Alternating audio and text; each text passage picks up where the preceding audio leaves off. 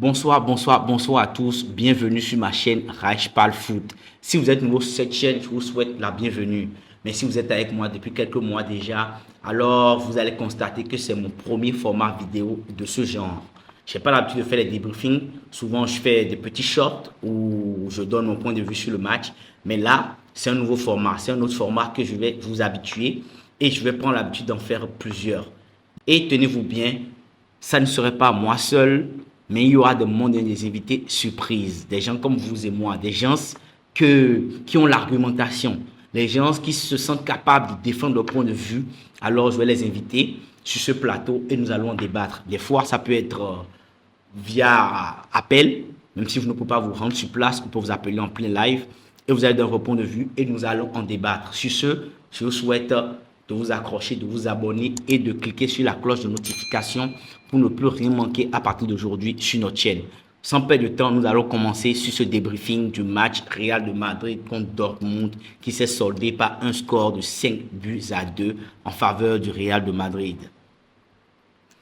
Donc, pour commencer, beaucoup de choses à dire. Ce match avait commencé d'une manière un peu catastrophique. Et oui, je crois que tout fan de Madrid était un peu soucieux.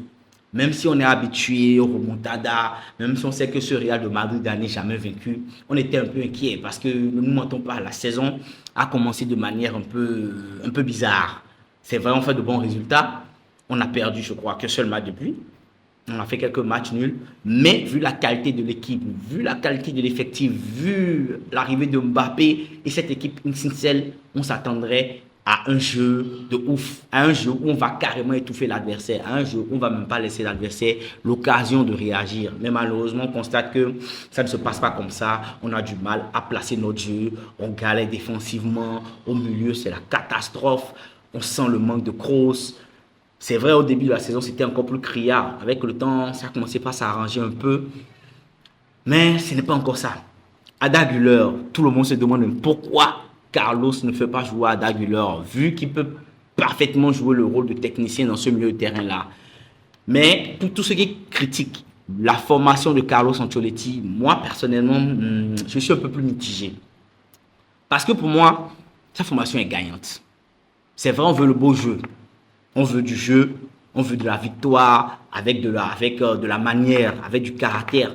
Mais le football, ce n'est pas toujours comme ça.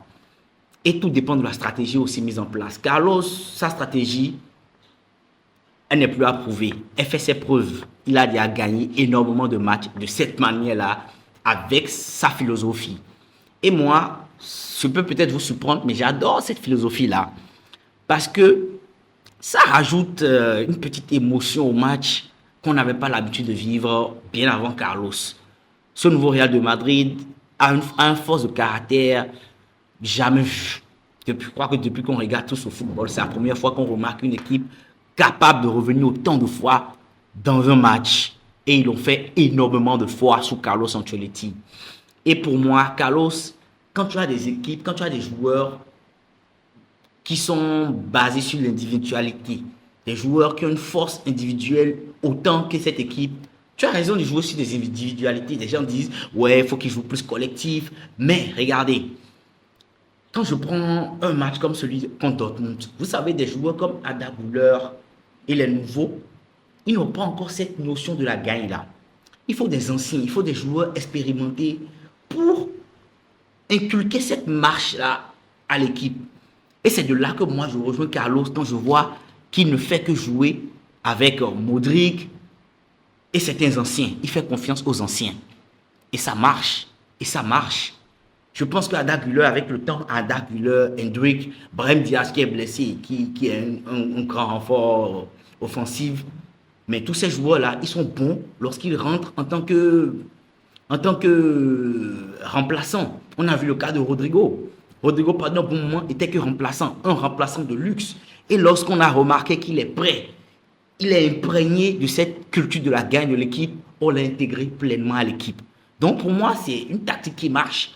Le jour où Ada Güler, Hendrick vont commencer par plier des matchs avec 10-15 minutes, mais je crois qu'ils vont gagner le temps de jeu.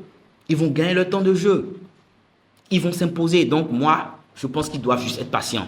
Nous devons être patients avec ce nouvel effectif-là, avec Mbappé. Mais désolé, mais pour moi, des gens critiquent Mbappé, mais pour moi, ce gars, il apporte beaucoup.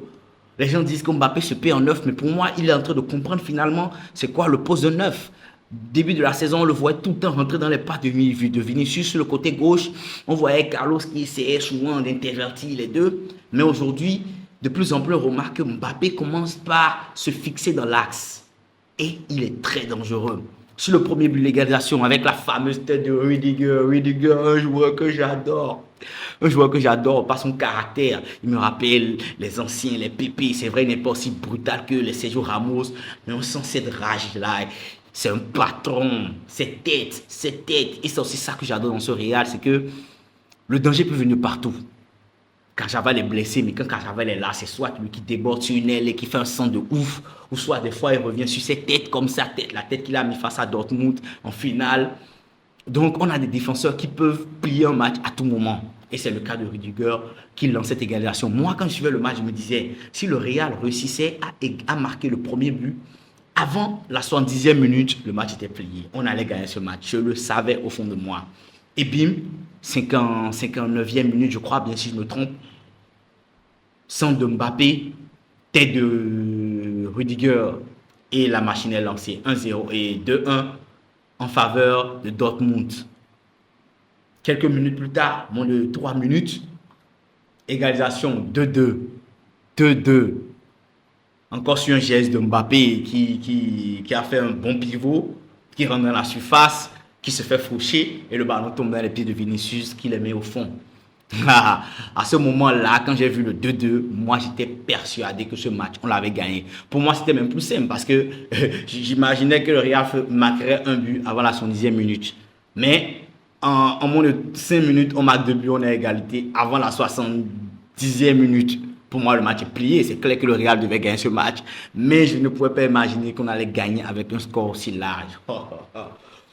Parce que comment le match avait commencé, qui aurait pu l'imaginer? Dites-moi, combien d'équipes sont capables de revenir de 2-0 en une mi-temps et de marquer 5 buts? Mais désolé, il n'en a pas. J'en vois pas. Ce Real de Madrid est monstrueux. Ce Real de Madrid est monstrueux. Et Vinicius, ce gars, que dirons-nous de Vinicius? Donnez-lui son ballon d'or. Donnez-lui son ballon d'or. Lorsque ce moment a commencé, j'ai vu Vinicius essayer des dribbles, c'est un truc, j'ai compris que bon, le Vinicius des grands matchs est de retour. Et je savais déjà là qu'on gagnait ce match. Oh, ce garçon, il est formidable. Il est formidable. Il est formidable. Ton deuxième but, j'ai adoré ce but. Depuis la défense, il a quitté l'aile. Je crois que c'est Bellingham qui a récupéré le ballon. Et Bellingham, on ne parle plus. Ce mec, c'est un combattant. C'est vrai qu'il a raté beaucoup de buts. Lui-même, il a dit sur les réseaux après le match qu'il doit travailler la finition. Il a raté 2 occasions franches comme ça, mais sa capacité à récupérer les ballons, à relancer ses partenaires, à envoyer des caviars, c'est magnifique. Sur ce 3e but, sur ce 4e but plutôt du Real de Madrid, avec Vinicius qui débordait, il a récupéré le ballon depuis la défense. Il longe le côté, il part en pleine vitesse, tous les joueurs le suivent. Il réussit à rentrer dans l'axe et il met cette frappe qui rentre vers le second poteau et qui plante le gardien. C'était simplement magnifique. J'ai vraiment adoré ce but. Sans parler du 5e but où il dribble, il fait ce geste, ce faux passement de jambe, il décale sur le côté, il met la balle en haut. Le gardien est battu. C'est clair, ce joueur, c'est un monstre. Pour moi, il est actuellement le meilleur joueur au monde, sans doute.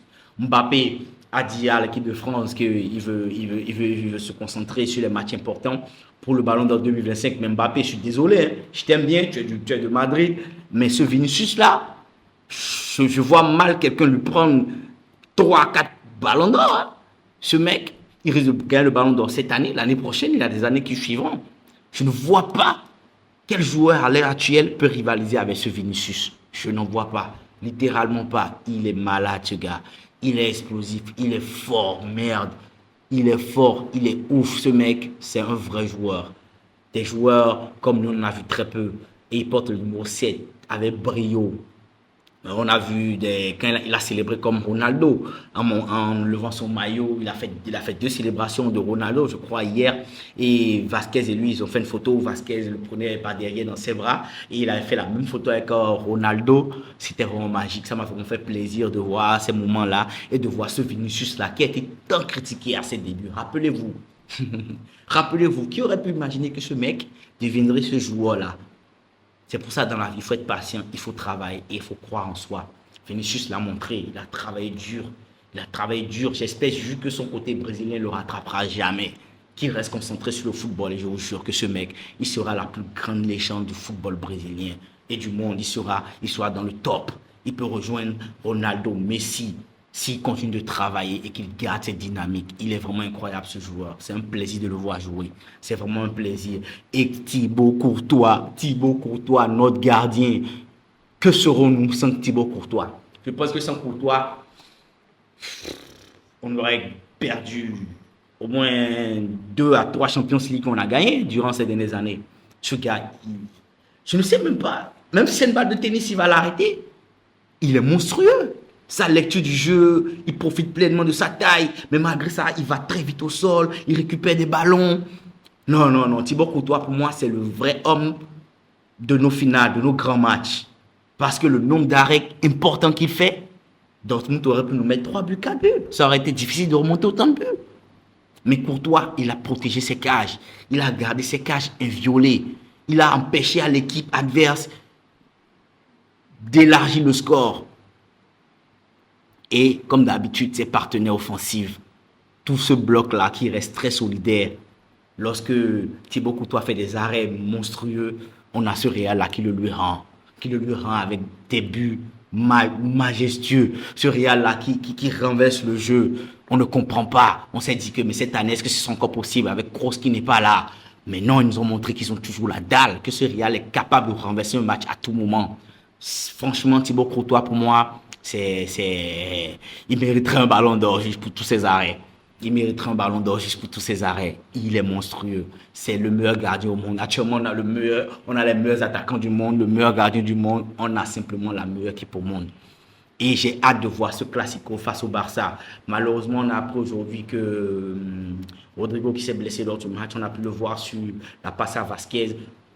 Malheureusement, il est blessé. Et Courtois aussi qui est forfait face au Barça. Donc, je pense que sans Courtois et Rodrigo, ça sera un peu compliqué. Lenin, c'est vrai, c'est un très bon gardien, mais Courtois, on a besoin de ce mec-là pour nos classicos. On a besoin de ce mec-là pour pouvoir vraiment lutter contre ce Barça, parce que Barça est vraiment en forme ces temps-ci. Ce Barça est vraiment en forme. Tout le monde attend le classico, tout le monde a hâte de voir ce classico, de se demander mais qui va gagner le match. Et moi, comme d'habitude, c'est toujours le Real. J'ai confiance en cette équipe et je pense qu'on peut faire la différence. J'en doute pas. Donc le samedi, je pense qu'on va tous s'asseoir, garder nos pop-corn, nos packs de bière, pour des gens comme moi qui sont accros à ça. Et donc du coup, on va admirer ce match-là et on va se régaler. J'ai hâte de voir cette rencontre-là. Et on va revenir également sur Mbappé. Mbappé, il a été transparent lors de cette victoire-là. Transparent, pas pour son jeu, mais Mbappé, c'est un joueur qui est habitué à avoir les lauriers sur lui. Durant tout son temps au PSG, au Real et en France, lorsque son équipe fait un match exceptionnel, il est souvent la plus grande vedette de ce match-là. Mais il vient dans une équipe où des vedettes, des talents, il y en a énormément. Mais ce Mbappé, il a été très important. Moi, j'adore, comme je vous l'ai dit déjà, j'adore comment il s'est adapté en neuf. Et il cherche. À chaque fois qu'il a le ballon, il essaie de ramener de l'avant, il essaie de mettre ce ballon dedans comme il peut. Et ce centre magnifique, pour moi, c'est que même sa position, il pouvait rater ce centre. Mais il l'a mis dans la bonne zone. Et Rudiger a marqué le but. Sur le deuxième but également, c'était encore lui. Donc pour moi, Mbappé a été très, très important pour cette victoire-là. Ils ont été complémentaires. Moi, c'est ce match, c'est ce genre de match-là que j'ai envie de voir de la part de Mbappé. Des matchs où même s'il n'est pas buteur, il peut se sacrifier pour l'équipe. Des matchs où même si il n'arrive pas à trouver le chemin des filets, il puisse faire les mouvements qu'il faut, centrer, faire des passes décisives, faire ce qu'il faut pour apporter un plus à son équipe. Et je pense que si Mbappé continue à s'intégrer comme ça, j'ai plus peur, on n'aura pas de doute, on va gagner nos matchs. La Champions League, ils l'ont déjà dit, ils la veulent encore cette année. Et avec un Vinicius et Mbappé qui seront en forme, sans oublier Bellingham et Rodrigo, je ne sais pas quelle équipe qui pourra l'arrêter. Hein. J'ai hâte de voir ça. Donc, je suis vraiment, vraiment, vraiment très satisfait de ce match-là. Donc, moi, c'est ma vision. C'est ma vision par rapport à ce match-là. Laissez-moi vos avis en commentaire. Dites-moi ce que vous pensez. Dites-moi vos notes. Si vous êtes d'accord avec moi de ce que j'ai dit par rapport à Carlo Ancelotti, de sa formation, que pensez-vous? Donnez-moi vos avis. Je prendrai le temps de répondre à chacun d'entre vous, si Dieu le permet. Et je crois qu'on va bien discuter. Et je voudrais revenir aussi également sur le point de Bellingham. Bellingham. Je crois que Bellingham, depuis quelques semaines, depuis son retour de blessure, il n'est pas encore au max. Et je pense aussi que c'est dû à la fatigue. Parce que c'est un gars, il donne énormément sur les terrains. La saison passée, je l'ai vu finir des matchs de Champions League, notamment face à City, où il a joué, je crois, 120 minutes, où il s'est sacrifié tout le match. Il finit le match, il est totalement esquinté. Je crois que même la dernière fois en Liga, le match, on a fait 2-1, mais il s'est donné entièrement. Il s'est donné entièrement. Après chaque match, il est vraiment épuisé. Donc, je pense qu'il a besoin de temps pour se redonner de l'énergie. Mentalement, je vais dire, pour pouvoir revenir en pleine forme. On veut voir le Bellingham qui marque des buts. Parce qu'hier, il aurait pu marquer 2 buts. Il aurait pu. Le Bellingham de la saison passée, il les aurait mis. Mais ça me fait plaisir de voir que ça l'a touché, de ne pas avoir fait mouche. Et il a dit que lui-même, il va travailler ses finitions. Et je sens que depuis un moment, Mbappé l'a répondu, il lui a dit de ne pas s'inquiéter, que les buts, ça viendra et tout. Donc, je pense que lui-même, il se remet en question actuellement. C'est très bien. Comme on dit, c'est ça l'intelligence du jeu d'abord. C'est ça l'intelligence. Pouvoir se remettre en question soi-même, ça veut dire qu'on sait qu'on n'est pas au max. On sait qu'on a des lacunes. Et quand on sait qu'on a des lacunes, on peut les corriger. J'adore cette mentalité-là. Bellingham, j'en doute pas, c'est un grand joueur et son rôle premier n'est pas de marquer, mais on sait qu'il est capable de le faire. Donc, on le souhaite de revenir en pleine forme et de nous faire un match de malade. Lucas Vazquez, notre capitaine, franchement, pour moi, première mi-temps, il est passé à côté de son match. Il a fait beaucoup d'erreurs défensives, mais à seconde mi-temps, il s'est retrouvé. Ils ont pu stabiliser un peu les choses. Le beau jeu les a permis de reprendre le contrôle du match psychologiquement. Et Vasquez a pu faire ce qu'il sait faire. Vasquez, il n'est pas aussi bon que Carjaval défensivement, mais il est meilleur offensivement que Carjaval. Donc, je crois qu'il a encore prouvé. Il a encore prouvé par ce but. Et je crois que sans Carjaval, et s'il a un soutien défensif de taille, Vasquez pourra faire l'affaire. C'est un ancien de la maison, il connaît la maison mieux que quiconque. Et je pense qu'il a le mental nécessaire pour pouvoir prendre ce fardeau-là et remplacer dignement Carjaval jusqu'à son retour de blessure toute la saison. Donc, je crois que c'est la fin de ce débrief. J'ai donné, moi, mon point de vue. J'aimerais bien lire le vôtre. Donc, laissez vos avis en commentaire. Partagez avec moi votre vision de la chose. Et rendez-vous pour un prochain épisode.